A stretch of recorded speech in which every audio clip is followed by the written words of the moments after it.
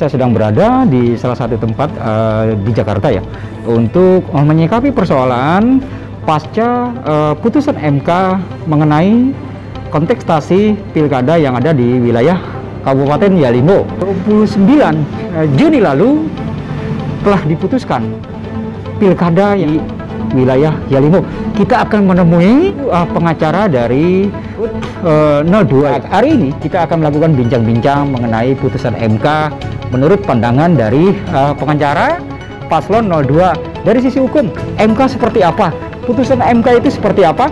Nanti kebetulan dari pengacaranya akan menjelaskan mengenai putusan MK seperti apa sih produk hukumnya, kan seperti itu pemirsa. Oke, selamat siang. Selamat siang. Gimana Pak, sehat Pak? Salam Pak. Ya, salam. Salam. Pemirsa, kita akan bincang-bincang. Pak, ada yang ingin kita tanyakan dari media mengenai putusan MK yang sudah dimuat di beberapa media cetak maupun elektronik Pak ya, mengenai putusan MK tanggal 29 Juni 2021 ya Pak ya, mengenai pilkada. Selamat siang buat rekan-rekan, saudara-saudara saya yang ada di Kabupaten Yalimo, terutama paslon 02. Saya melihat bahwa ada berita-berita yang mempelintir persoalan tentang keputusan MK, sehingga masalah ini menjadi krusial dan tidak dapat diterima oleh beberapa kawan-kawan kita. Dia mengatakan bahwa MK itu tidak bisa memutuskan putusan pidana, dan putusan pidana itu tidak boleh disidangkan di MK. Ya. Saya mau menyampaikan bahwa MK memang tidak pernah memutuskan perkara pidana. Sebenarnya MK itu adalah tugas menyidangkan perkara-perkara yang bertentangan antara Undang-Undang Dasar, kemudian sengketa antara lembaga. Itu. Nah, oleh karena peradilan khusus tentang pilkada di negara kita itu belum ada, maka Undang-Undang Nomor 10 Tahun 2016 tentang pemilu maupun pilkada itu memberikan kewenangan kepada MK untuk menyidangkan perkara-perkara pilkada. Nah, perkara-perkara pilkada inilah yang utamanya disidangkan setiap masa-masa pilkada. Selalu sengketa itu, terutama sengketa mengenai hasil itu dilimpahkan ke MK. Nah, MK lah yang memutuskan. Namun persoalannya bahwa tentu dalam hal mendapatkan hasil itu ada cara-cara ilegal, ada cara-cara yang tidak benar dan lain sebagainya. Tentu dia akan dinilai oleh MK. Nah, kasus khusus untuk Yalimo ini ada kasus yang unik, dan selama pilkada berlangsung baru kali ini ada di Yalimo. Kalau saudara-saudara saya, beberapa orang yang ada di Yalimo mempertanyakan bahwa MK tidak berhak untuk memeriksa perkara pidana, itu betul. Tetapi perkara pidana ini berkaitan dengan syarat calon. Nah, syarat calon inilah yang diperiksa oleh MK dari calon bupati dan wakil bupati. Nah, yang terjadi di Yalimo ini adalah ketika dia mendaftar menjadi seorang calon bupati dan wakil bupati, maka dia punya status itu tidak bermasalah. Tidak bermasalah. Nah, ketika dia mau mencalonkan diri sebagai calon bupati, itu tidak bermasalah. Nah, ketiga tidak bermasalah ini berjalanlah sesuai dengan normatif. Nah, sampai kepada tanggal 9 Desember tahun 2020 itu, ketiga calon pemungutan suara, terjadilah insiden yang dialami oleh calon Bupati 01. Nah, insiden ini sebenarnya adalah insiden kecelakaan lalu lintas dengan ancaman 12 tahun. Ya. Sedangkan menurut ketentuan undang-undang di situ itu menyatakan bahwa minimal 5 tahun syarat calon. Iya. Nah, kemudian MK memeriksa. Ya. Nah, ketika kita lihat dan dibuka secara umum, semua bisa menonton, semua bisa menilai. Nah, dalam penilaian MK di sini memeriksa semua bukti-bukti dari pihak terkait, pemohon, termohon, walaupun termasuk 01 mendalilkan. Nah, 01 mendalilkan bahwa ketika terjadi insiden ini itu adalah sesudah masa bupati tersebut mendaftar. Iya. Jadi dianggap bahwa ketiga itu tanggal 9 adalah tempat pemungutan suara batas waktu yang disampaikan oleh pengacara dari calon bupati tersebut. Oke. Nah, ternyata apa yang kita kemukakan, kami dari pihak 02 menyampaikan dalam persidangan bahwa tanggal 9 itu pemungutan suara. Tapi bagaimana dengan pemungutan suara ulang? Iya. Apakah itu termasuk estimasinya? Ini yang diperdebatkan. Apakah yang dimaksud pemungutan suara itu persyaratan calon sampai di pemungutan suara? Oke. Apakah juga ke pemungutan suara ulang? Nah, Mahkamah berpendapat itu ya pada halaman 125 saya mau bacakan di situ bahwa syarat administrasi pencalonan kepala daerah menurut Mahkamah berlaku seterusnya selama yang bersangkutan masih menjandang status calon kepala daerah. Pasal 7 ayat 2 Undang-Undang Nomor 10 Tahun 2006. Nah, junto putusan Mahkamah Konstitusi Nomor 56 garing PUU garing datar tahun 2019 dinyatakan di situ bahwa hal demikian harus dibaca bahwa selama seseorang berstatus calon kepala daerah dan belum dilantik menjadi kepala daerah, maka kepadanya terus melekat kewajiban untuk memenuhi syarat pasangan calon yang dimaksud. Sehingga apabila ada syarat yang tidak terpenuhi, maka seorang bakal calon kepala daerah tidak akan berubah status hukumnya menjadi calon kepala daerah. Jadi selama itu statusnya calon, ya, maka selama dia belum dilantik maka berlaku itu kata calon. Kata calon. Ya, jadi dia tidak batas calon ketika dia sudah pemungutan suara tanggal 9 itu dia sudah bukan calon lagi. Enggak. Mahkamah mengatakan bahwa selama belum dilantik itu masih tetap calon. Jadi apa yang dikatakan teman-teman di bawah bahwa Mahkamah Konstitusi tidak relevan untuk menyidangkan perkara pidana itu betul. Tapi yang disidangkan di Mahkamah Konstitusi itu adalah syarat calon. Syarat calon dari 01. Nah, syarat calon dari 01 ini karena beliau terpidana, maka masalahnya di situ dan ingkrah. Itulah yang menjadi masalah. Maka berlakulah syarat calon ini. Saya mau sampaikan, jujur saya mau sampaikan. Sebenarnya ada satu strategi yang salah di pihak 01. Kalau memang 01 pada waktu itu belum menerima seharusnya 01 pada waktu itu tidak harus menerima dulu perkara di Pengadilan Negeri Jayapura. Beliau harus banding sehingga belum ingkrah. Karena perkara yang belum ingkrah itu yang dimaksud dengan pasal 7 ayat 2 ini. Selama dia sudah ingkrah, maka disitulah berlaku ancaman 12 tahun atau minimal 5 tahun. Nah, persoalannya beliau ini tidak banding. Nah, sepanjang dia tidak banding, maka dia ingkrah. Maka disitulah berlaku.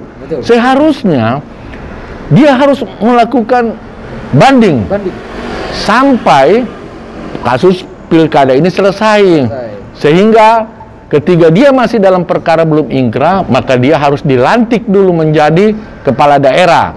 Sesudah nanti ingkrah beberapa tahun atau beberapa bulan, itu baru bisa dilakukan penggantian antara waktu kepala daerah. Nah, itu kesalahan ada pada penasehat hukum paslon 01. Sehingga jangan salahkan kepada Mahkamah Konstitusi. Mahkamah Konstitusi ini hanya menerima berkas-berkas, menerima fakta-fakta hukum, sehingga dari masalah itulah diputuskan oleh Mahkamah Konstitusi. Jadi jangan salahkan Mahkamah Konstitusi. Itu menurut pandangan saya. Memang dari kasus Pilkada Yalimo ini kan berjalan kalau nggak salah di bulan Juni bulan lalu. Persidangan pertama di tanggal 2 Juni kalau tidak salah. Persidangan kedua di tanggal 4 Juni. Dan persidangan ketiganya itu langsung putusan MK di tanggal 29 Juni 2021 kemarin, Setelah pasca persidangan MK sudah diputuskan mendiskualifikasikan, beberapa jam kemudian kan terjadi permasalahan juga di Kabupaten Yalimo, impact dari putusan MK. Menurut Om seperti apa ini? Kalau menurut saya, jujur saya mau mengatakan ada kesalahan dari pihak aparat keamanan. Kan sebenarnya putusan nomor 97 sudah diberikan oleh Mahkamah Konstitusi, Kapolri, supervisi ke Kapolda, kemudian suruh supervisi ke Kapolres. Nah, pas keputusan seharusnya diantisipasi bagaimana gerakan intelijen, bagaimana isu-isu lapangan, bagaimana dan lain sebagainya. Bahkan pernyataan seorang petinggi Polri menyampaikan bahwa dia tahu bahwa kalau besok ini nomor 1 yang menang, sehingga diantisipasi keamanan. Itu prediksi seperti itu nggak boleh. Itu nggak boleh. Seharusnya dia mau menang siapapun juga, si A menang, si B menang, itu harus diantisipasi. Karena yang kau lindungi bukan saja peserta pilkada, tetapi masyarakat yang ada di Yalimo harus terlindungi. Apa yang terjadi sekarang? Dari saya baca dari koran-koran, dari media-media katanya sudah banyak mengungsi ke Wamena. Ini kasihan. Rakyat yang tidak tahu apa-apa, rakyat yang butuh perlindungan dari negara, ternyata menderita akibat daripada pilkada. Padahal pilkada kita memilih pemimpin yang legitimasi, kredibel, dan melindungi kepentingan masyarakat. Oke, terakhir pertanyaan dari kami, kedepannya setelah putusan MK seperti itu yang merekomendasikan dilangsungkan kembali pilkada ulang di sana, itu mekanismenya seperti apa sih MK yang memberikan waktu untuk kontestasi kedua? Nah, MK sudah memberikan waktu 120 hari. Sejak tanggal 29? Sejak diputuskan dari tanggal 29, 120 hari. Mengenai persoalan lain, itu bukan kewenangan daripada kami. Berikan kesempatan oleh MK kepada penyelenggara pemilu. Nah, ada yang menarik sebenarnya dalam persoalan ini. Ketika saya membaca sebuah media bahwa Ketua KPU Yalimo mau mengundurkan diri, saya berpikir bahwa hal itu bukanlah hal yang gentleman. Saya sangat menyesalkan apa yang dia sampaikan di media. Ya, oleh karena apa? Persoalan di Yalimo ini, kita mau jujur menyatakan kesalahan utama ada di KPU. Mengapa saya katakan ada di KPU? Coba kita bayangkan, ketika pemilihan pertama, semua di TPS tidak ada bermasalah. Betul kan? Kemudian ke tingkat PPD tidak ada yang bermasalah. Sampai berujung ke Mahkamah Konstitusi. Nah, mengapa berujung kepada Mahkamah Konstitusi? Saya melihat data dokumen ada kesalahan pada KPU. KPU mengurangi suara paslon 02. Ya, suara paslon 02 Pak KPU mengurangi sebesar kurang lebih 3.700 sekian. Nah, ini kan yang membuat sampai masuk ke MK. Karena ketidakjujuran KPU. Dan KPU lah yang membuat keributan yang terjadi di Yalimo.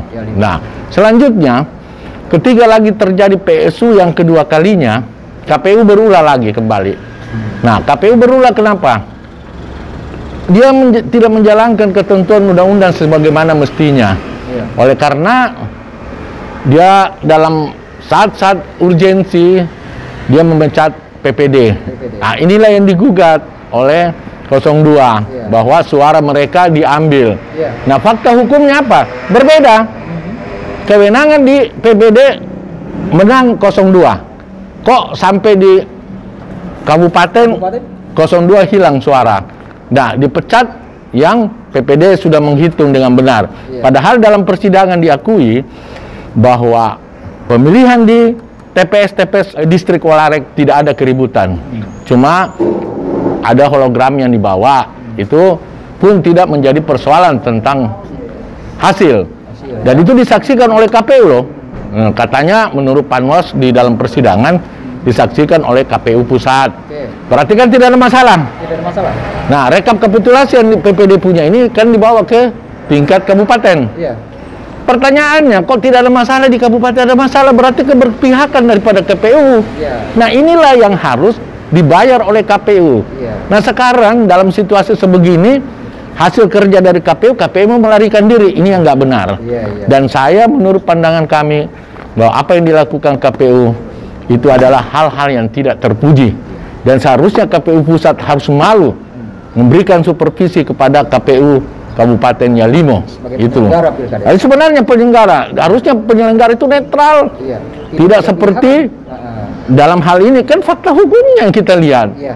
Bayangkan mana ada aturan yang mengatakan mengatakan suara paslon 02 sebesar 3.700 sekian kami pindahkan ke 01. Itu dari mana dasar hukumnya? Sebenarnya yang harus ribut dan marah itu adalah 02. Itu. Karena 02 punya suara diambil, itu kan fakta hukum ada. Iya, bukti-buktinya ada, maka itulah terjadi PSU. Betul. Nah, kebetulan ketika terjadi PSU, ingkrah pula dia punya Nah, ini ingkrah. Nah, seandainya tidak ingkrah, tidak ada diskualifikasi. Tidak ada diskualifikasi. Tidak ada. Ini karena adanya ingkrah sehingga terjadi diskualifikasi. Itulah jangan marahkan ke MK, marahkan penasihat hukum kau. Kenapa tidak melakukan gugatan? Tanya penasihat hukum kenapa tidak banding, supaya tidak ingkrah. Betul. Itu. Persoalan ingkrah ini karena penasihat hukum kau tidak banding. Kau terima. Sehingga Mahkamah Konstitusi mengatakan kau sudah ingkrah, harus didiskualifikasi. Coba kalau pasangan 01 calon bupati itu banding ke Pengadilan Tinggi Jayapura, belum tentu diskualifikasi oleh MK. Oke, sebagai penutup kedepannya nih Om, kita juga meminta pandangan dari Om ya selaku pengacara dari paslon 02. Iya. Imbauan untuk saudara-saudara kita yang ada di Indonesia Timur, khususnya di Kabupaten Yalimo, setelah MK merekomendasikan agar dilakukan pemilihan suara ulang. Harapan kepada masyarakat di Kabupaten Yalimo yang akan menyelenggarakan pilkada ulang, seperti apa himbauan untuk masyarakat di sana supaya kondusif dan sebagainya. Nah, harapan saya bahwa tetap harus dilaksanakan pilkada PSU jilid 2. Oke. Karena itu adalah keputusan Mahkamah Konstitusi. Iya. Dan saya ingatkan kembali kepada Menko Polkam, kepada Kapolri, kepada Presiden yang beberapa waktu lalu menyampaikan kepada media dan terbuka, bahwa negara tidak boleh kalah dengan premanisme. Sekarang dia harus buktikan di Yalimo. Jangan sampai rakyat yang sengsara. Buktikan kata-kata Menko Polkam, buktikan kata-kata Kapolri, buktikan kata-kata Presiden bahwa negara tidak boleh kalah dengan premanisme. Sekarang yang terjadi di Yalimo adalah premanisme. Itu. Pembakaran di mana-mana. Bayangkan, kau mau dibakar rumah kau. Saya bilang, kalian keluar, kami mau bakar ini. Apa nggak sedih? Ini negara mau dibawa kemana ini kalau sudah begini keadaan? Tindakan hukum harus benar-benar. Karena kami berpikiran bahwa ini sudah diboncengi oleh oknum-oknum tertentu untuk merusak negara kesatuan Republik Indonesia. Jadi saya minta apa yang disampaikan oleh Presiden, disampaikan oleh Kapolri, disampaikan oleh Menko Polkam bahwa negara tidak tunduk premanisme, buktikan di Kota Yalimo sekarang. Itu yang saya mau minta. Terus himbauan kepada warga masyarakat di Kabupaten Yalimo seperti apa nanti setelah akan menjalani PSU ulang jilid 2 ini, harapannya? Saya cuma mengatakan terutama kepada kawan-kawan di paslon 02 agar tetap menjaga ketertiban dan keamanan, tetap kooperatif dengan aparat keamanan, dan tunggu pelaksanaan apa yang harus dilakukan oleh KPU. selama 120 hari ini. Kami menunggu tahapan-tahapan untuk dikeluarkan oleh KPU. Itu aja yang saya mau sampaikan. Oke, terima kasih. Kita menunggu kita. Menunggu ya? Menunggu. Pemirsa, jadi seperti itu apa yang sudah diuraikan dari pengacara 02 ya, mengenai pasca putusan MK sehingga menjadi impact setelah kejadian di Yalimo ya, yang menyebabkan insiden terjadinya pembakaran di beberapa aset negara ya, bahwa republik ini adalah republik yang berdiri atas hukum, dasar hukum. Tidak boleh satu siapapun, kepentingan manapun, kekuatan manapun, kelompok dan golongan bisa mempermainkan hukum. Semoga ke depan menjadi pembelajaran buat kita. Dan PSU Jilid 2 di Kabupaten Yalimo semoga bisa berjalan lancar sesuai dengan harapan kita bersama sebagai masyarakat Indonesia, juga khususnya kepada masyarakat Kabupaten Yalimo, agar bisa lebih memutuskan pemilih yang baik. Memilih seorang kepala pemerintah di daerah itu sebetulnya menjadi hak kebebasan bagi masyarakat. Tidak boleh ada masyarakat yang dipaksa atau terpaksa untuk memilih salah satu calon. Hidayat, Onyus melaporkan langsung dari lokasi di wilayah Jakarta Selatan. Selamat siang.